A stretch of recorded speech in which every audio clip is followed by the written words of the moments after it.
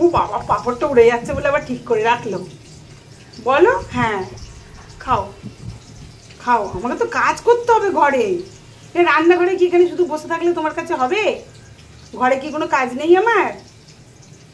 হ্যাঁ, ও যতক্ষণ বসে থাকবে আমাকেও ততক্ষণ রান্নাঘরে থাকতে হবে।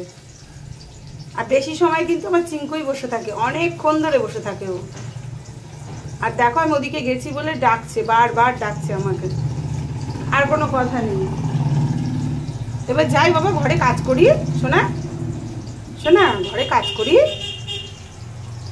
ঘরে কাজ না করলে হবে? শুধু কি রান্নাঘরে বসে থাকবো?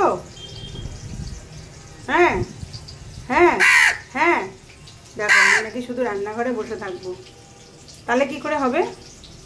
তুমি একটু জল খাও, একটু কত গরম, জল খাও জল খাও জল খাও জল খাও। আজকে দুপুরে তোমাকে চিকেন দিয়ে ভাত দিয়ে দেবো খেতে, সবাইকে দেবো, তোমাকে না।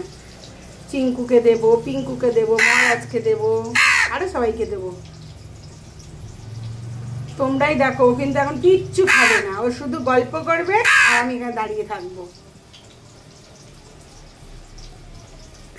কি করে হবে এরকম করলে? চিঙ্কু সোনা, চিঙ্কু সোনা আমার, চিঙ্কু সোনা, কি করে হবে চিঙ্কু সোনা এরকম করলে? হুম।